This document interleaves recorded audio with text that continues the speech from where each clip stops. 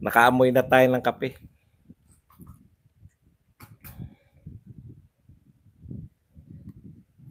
Take to po. Magandang araw sa atin lahat mga kababayan, saan panikin ang daigdig naron. Dito na naman tayo sa another episode ng ating vlogs, Badong Aratilis po.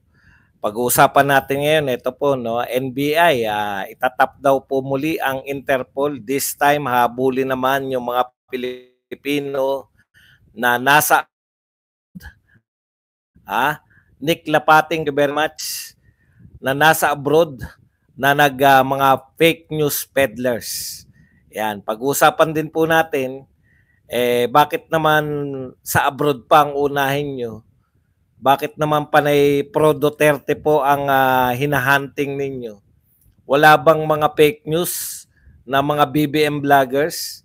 At isa pang tanong, wala bang fake news na mga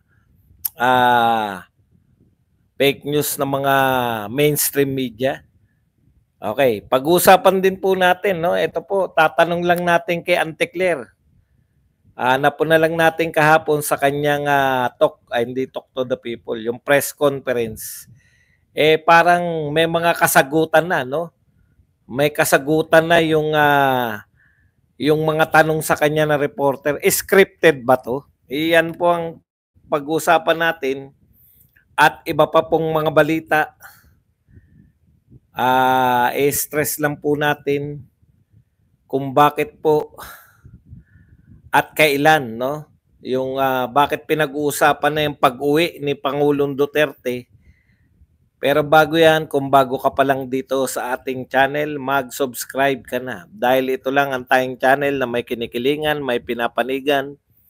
Una sa balita, uli sa impormasyon, kaya ano pang hinihintay nyo? Pindot na, okay. Alam nyo, naawa ko kay Maris Umali. Kasi tirampi ko na siya eh. Nung kinakantsawan siya, binibidyo niya yung mga nangangantsaw sa kanyang OFW. Alam mo, Maris? Lumalabas talaga yung ugali mo. Nakita niyo ba yon, yung bago? Yung dumadaan siya tapos sinisigawan siya ng mga tao. Tapos binibidyo niya. Ano yan? Tinatakot mo sila. Binibidyo mo sila para saan? Bakit mo binibidyo yung mga OFW na nasa Netherlands? Tinatakot mo sila? Ikaw naman, Maris. Oh. Talagang out of, hindi niya na alam ang kanyang gagawin. Napapahiya. Yung ego yan, ego. Napapahiya. Gusto niyang humarap. Binidyo niya. Tapos nung sinaway siya ng kasama niya, hindi naman sinaway yung tara na Maris, dito na tayo. Pinagtawanan ka lang ng mga OFW, no? Alam nyo, dinadagdagan mo lang eh. Ano ka lang? Sa mga ganyan, napahiya ka na, sinisigawan kayong bayaran,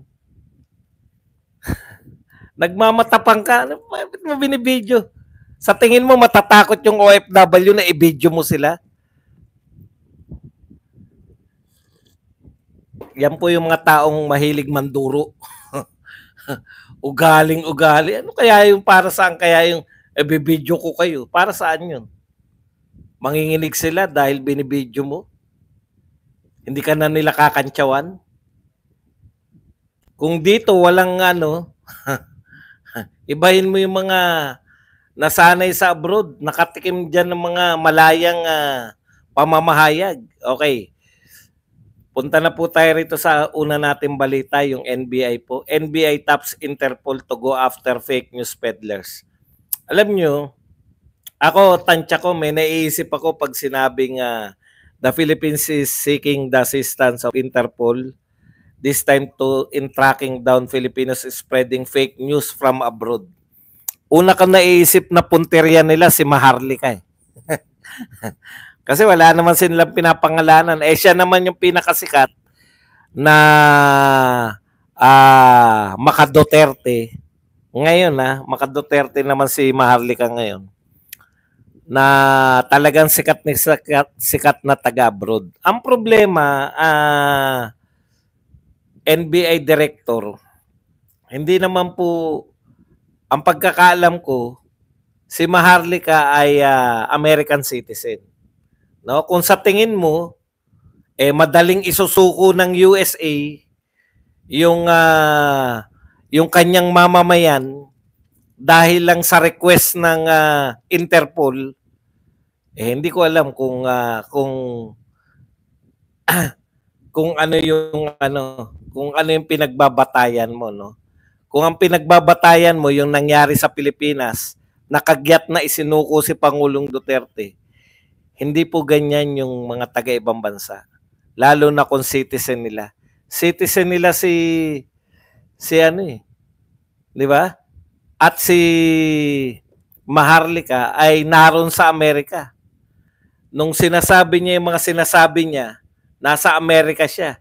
Protektado siya ng totoong freedom of speech. Sabi nga ni NBA director, yun nga problema nila. Dahil sa United States ay mayroong hindi po kriminal, hindi po kriminal ang isang anong tawag doon? Hindi criminal offense ang libel. Yun yung problema. So walang kriminal na hindi kriminal pagpalagay na natin na yung isang Amerikano, civil case lang yun sa Amerika Ngayon, ang tanong, ang makapangyayari ba yung batas natin dito sa Pilipinas o batas nila sa Amerika? Kung US citizen yun at doon niya ginawa sa Amerika, malamang ang makapangyayari doon yung kanilang batas.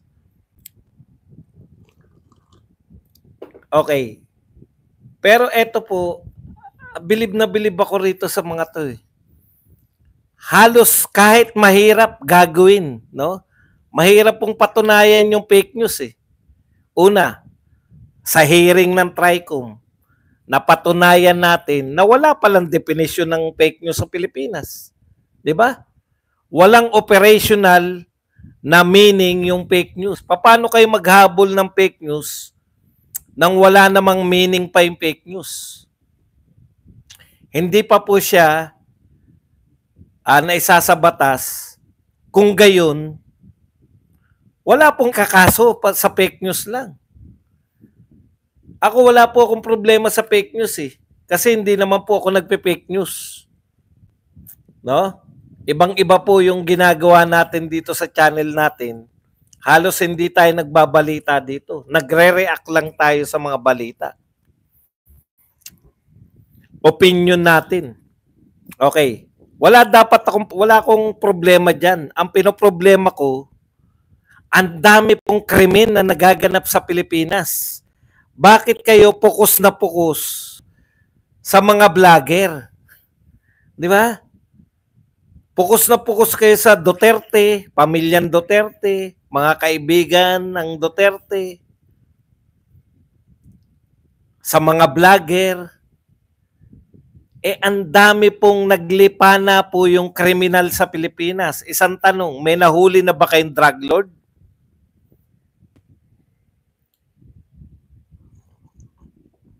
Ikalawa kong tanong, may nahuli na ba kayong smuggler?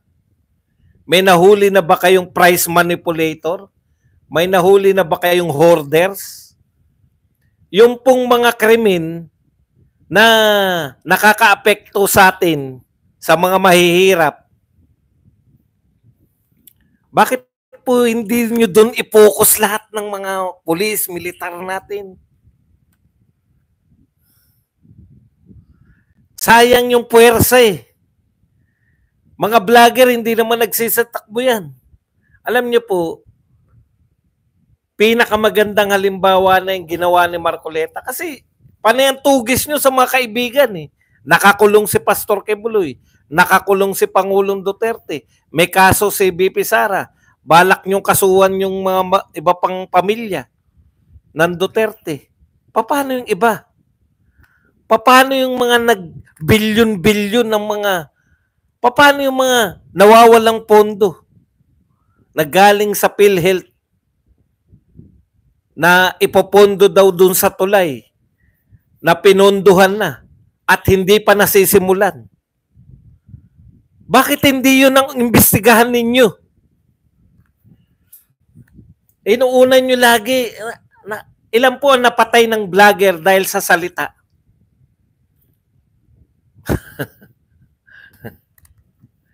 Yung sinabi ba ni Crisette na daw, ilan na namatay doon? Ilan na nawalan ng trabaho doon?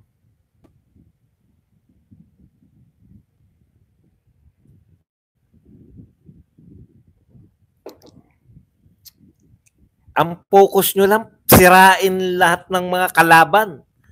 At yung mga vlogger, bakit po mga vlogger? Kasi ang mga vlogger, naging powerful na po. Mas, ewan ko lang hindi ko dahil bias lang ako. Pero sa tingin ko, talagang mas pinaniniwalaan na yung mga vlogger yung social media kaysa sa mga traditional na mainstream media. Kaya sila, talagang punteriya nila yung mga vloggers. Pero sayang, ang dami nyo po. Ang dami na nakatutok lang kayo sa mga Duterte, sa mga kaibigan. Sila, Pastor Kibuloy na lang, napakaraming puwersang ginamit para makuha si Pastor Kibuloy, para mapakulong. At iba pa. Nakatutok kayo lahat sa mga vlogger, 40 vlogger, 20 vlogger. Pinagbabantaan niyo na ipakukulong sa pamamagitan ng contempt. Sana ganun din kayo kabilis magpakulong sa mga nakakagawa ng krimen dahil sa droga. Sana may nababalitaan din tayong drug lord na parusahan. Hindi yung pinagmamalaki, bilib na bilib ako Pinagmamalaki lagi, nakahuli tayo ng droga, marami tong nahuling droga natin. Ngayon lang po ako nakakakita ng droga na nagpapahuli. Mag-isa.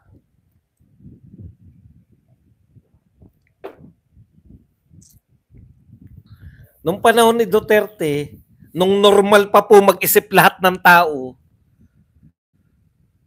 yung droga, pinaglalaban po yan ng mga sindikato Kaya nga may nanlalaban Di po ba? Yung droga po, kung milyon-milyon po halaga yan, dito po, lagi natin nababalitaan, isang tao nahulihan ng bilyon halaga. Isang tao, bilyong halaga ng droga. Pucha, parang ano na tayo lahat yung maniwala kayo sa mga sinasabi namin dahil yan ang totoo.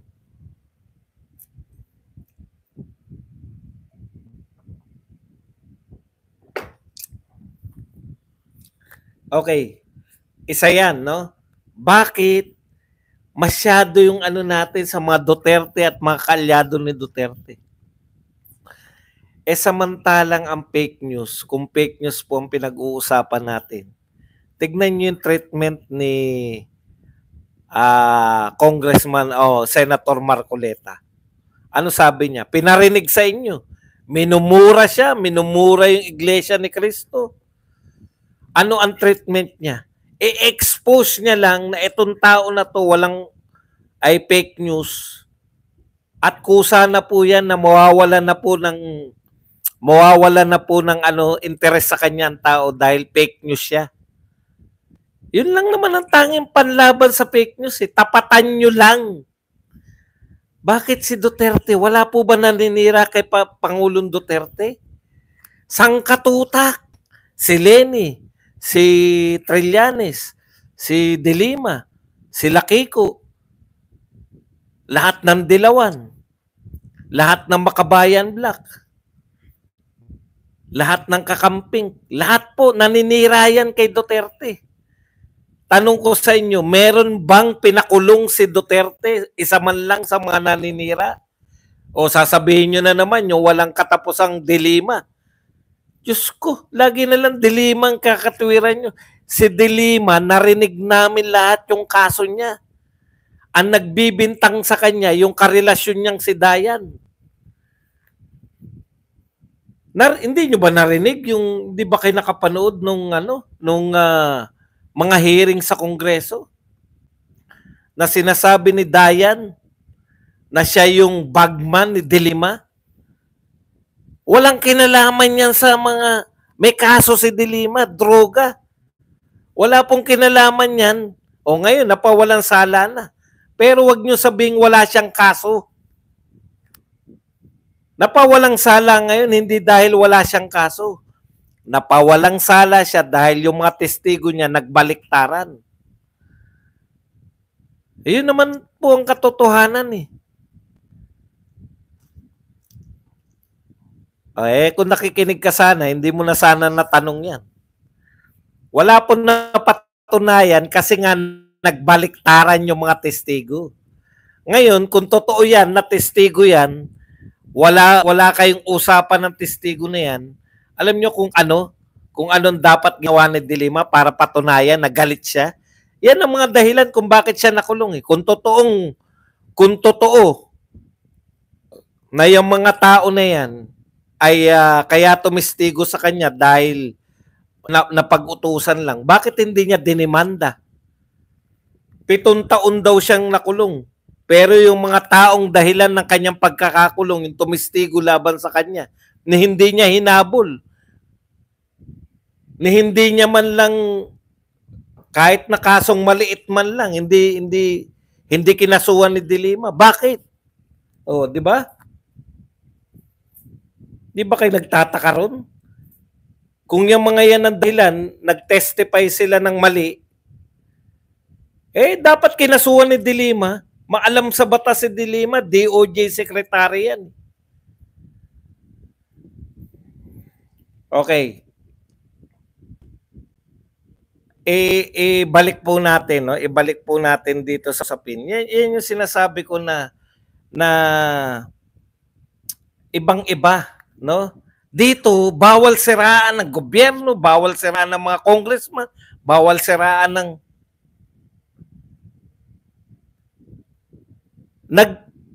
yung kredibilidad ba ng naninira kay Duterte? Habang sinisiraan nila si Duterte, tumataas yung kredibilidad nila? Hindi. Dahil sinasagot lang. Pag binibira sila, sinasagot lang sila ni Tatay Digong. Yun lang ang kinakailangan pag kayo ay government official at may naninira sa inyo, sasagutin nyo lang ng makatotohanan, yung mapapaniwala nyo yung mga tao. Kung sasagutin nyo ng kasinungalingan, talagang etong mga to hindi na sumasagot eh. Fake news kayo. Contempt namin kayo.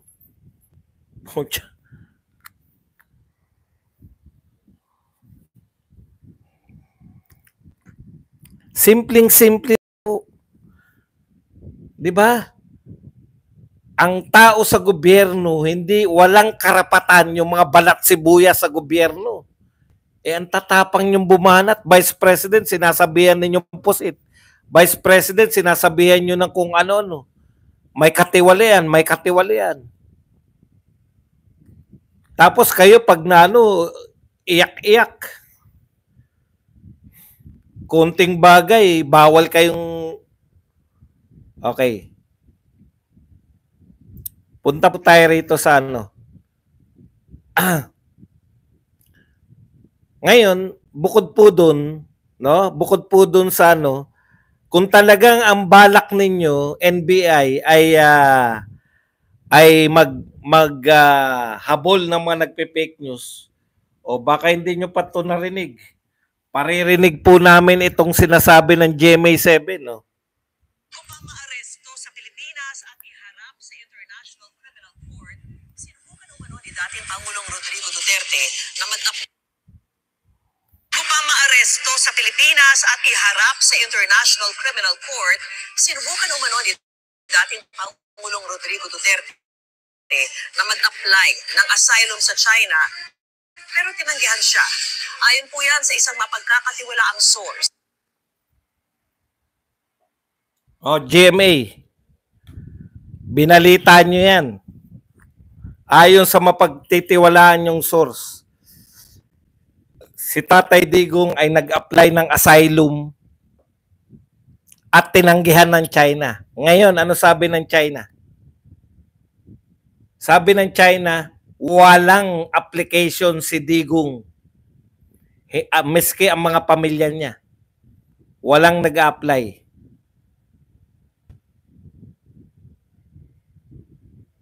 Fake news o hindi? Di ba? Fake news ba yung ginawa ng GMA o hindi? Bakit hindi nyo sila habulin? Ang problema kasi, wala naman akong problema sa paghabol nyo sa fake news eh. Talagang dapat habulin.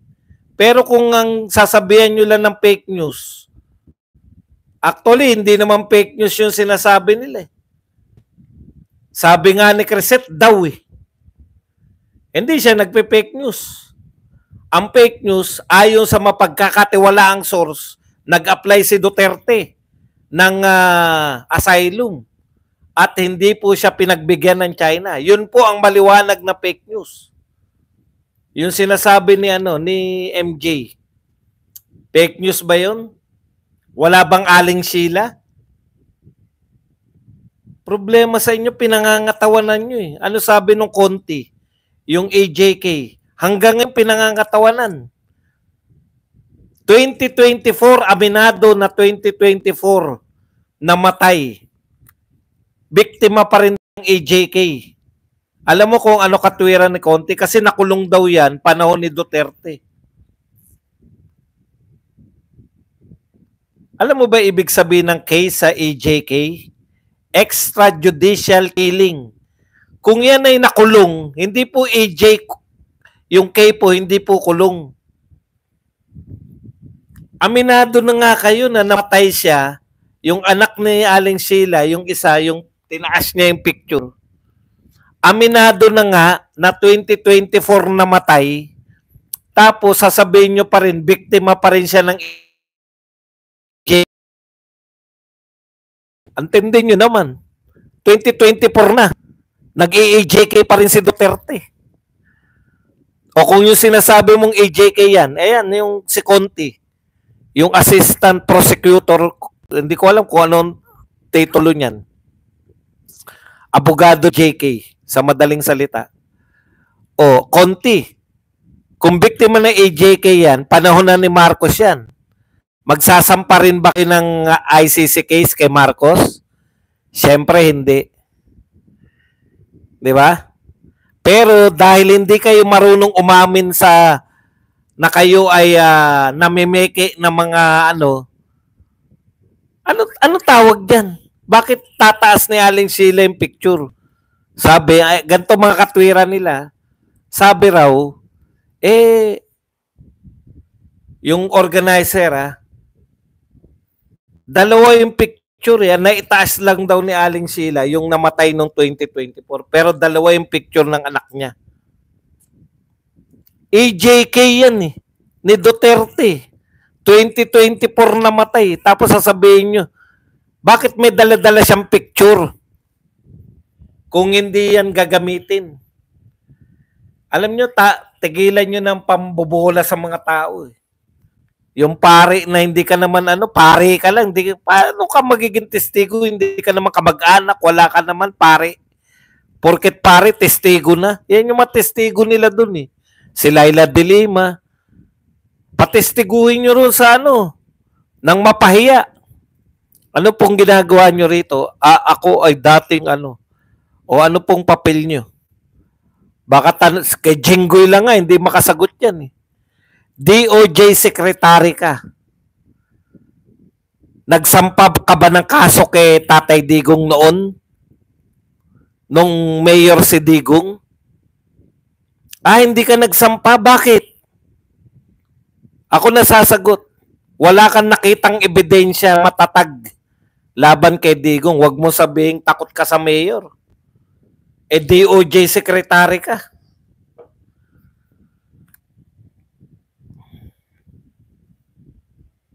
Okay.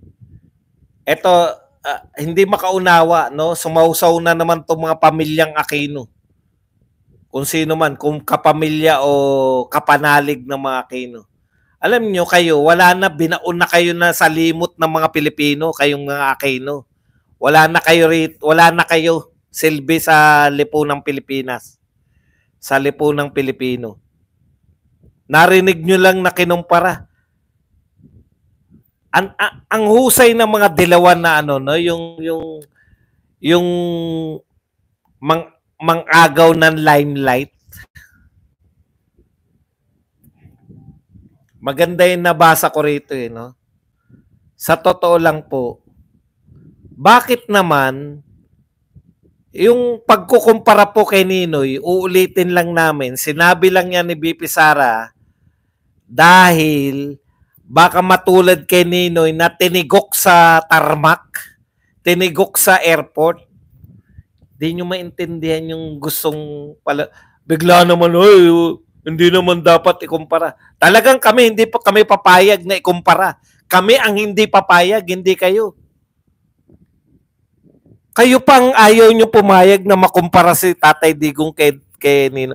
Una, hindi po kinukumpara yung mga achievement o yung pagkatao kasi walang-wala.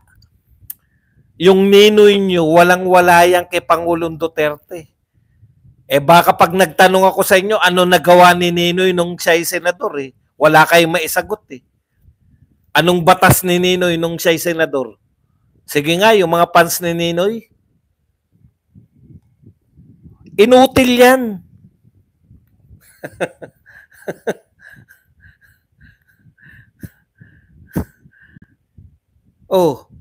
Kami ang dapat pumalag kung ikukumpara nyo si Ninoy kay Pangulong Duterte. Dahil pareho sila naglingkod. Ikumpara nyo nga yung achievement ni Ninoy kay Duterte. Kayo pa nasaktan. Ang titigas ng pagmumukha nyo. Kinumpara lang kayo, pinag-iingat ni BP Sara. Bakit pinag-iingat? Kayang gawin ng gobyernong to ang lahat. Yan yung paliwanag ni BP Sara. Extrajudicial rendition nga Nagawa nila Hindi dumaan sa walang due process, walang nagpasyang korte ng Pilipinas. Napadala nila sa ICC. Kaya sabi ni Inday Sara, mag-ingat ka kasi matigas ang ulo ni Digong. Gustong umuwi. Naintindihan nyo? Ngayon, bakit natin pinag-uusapan yung pag-uwi? Alam nyo na, magaling yung abogado namin Magaling yung abogado natin Alam niya na si Tatay Digong ay kinakailangan po i-grant ng ICC. Kinakailangan pong i-grant yan dahil hindi po pwedeng ikulong yan sa trial ng 10 taon. Basta may 3 factor na ewan ko, nabobo na tong aking AI. Tinatanong ko kung anong factor 3 factors. May 3 lang pong in-state na dahilan kung bakit hindi i-grant yung interim release ni Pangulong Duterte. That would prevent.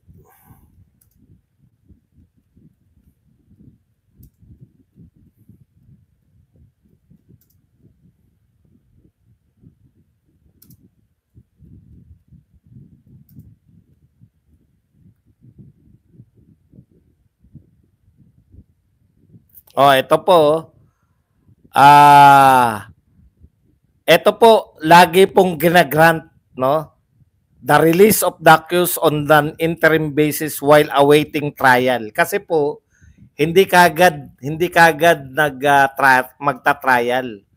Ang kalendaryo po ng ICC, 2026 pa po yung start talaga ng trial. So, kinakailangan po na hindi po pwedeng maprotektahan po. Yan po yung nilalaman ng ICC Rome Statute. Kinakailangan hanggat ang isang tao na hindi pa po nagtatrial, hindi pa napapatunayan na guilty, pinagpapalagay na siya ay inosente. At bilang inosente, may karapatan po siya sa kalayaan. Kaya po nag-grant ng interim release. Okay? Release on interim basis.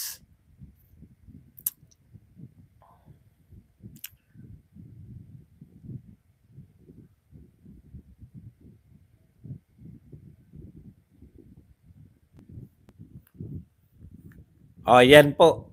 Kaya yung kinakailangan lang na si Tatay Digong ay hindi tatakas, hindi niya tatakasan yung ICC, putya, nakulong na nga dyan sa inyo, nasa Pilipinas. Alam ng ICC kung nasaan siya. Kung sa Davao siya, sa Davao lang siya. Tapos hindi siya magte-threat. Wala siyang kakayahan na guluhin, saktan, o matreten yung kanyang mga nag-aakusa sa kanya. At kahit na po nung presidente si Tatay Digong, wala pong kaso na yung mga kamag-anak ng tinatawag na EJK victim ay ginipit ni Pangulong Duterte. Wala po.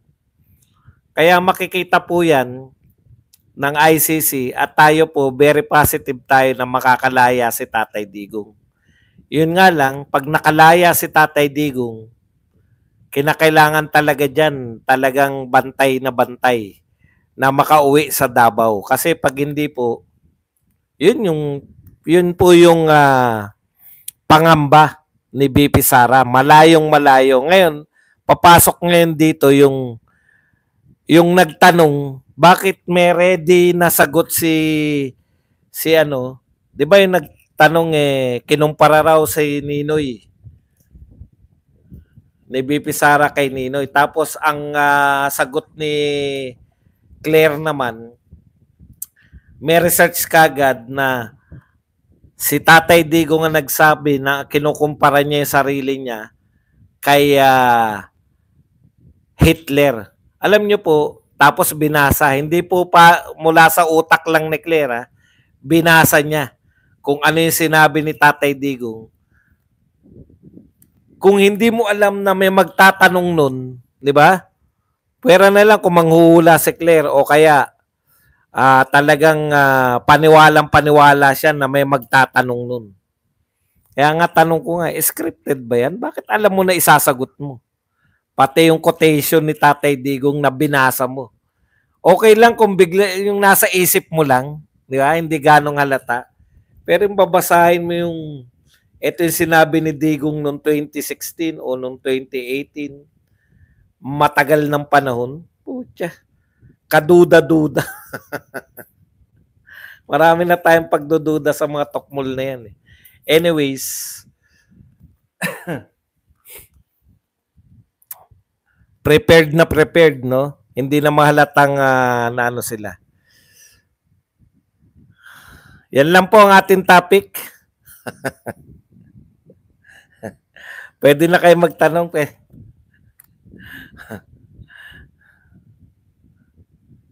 Wala na tong channel natin. Wala nang gustong manood sa atin. Hindi na tayo maabot na 1,000. Kailangan na tayo mag-change surrounding na.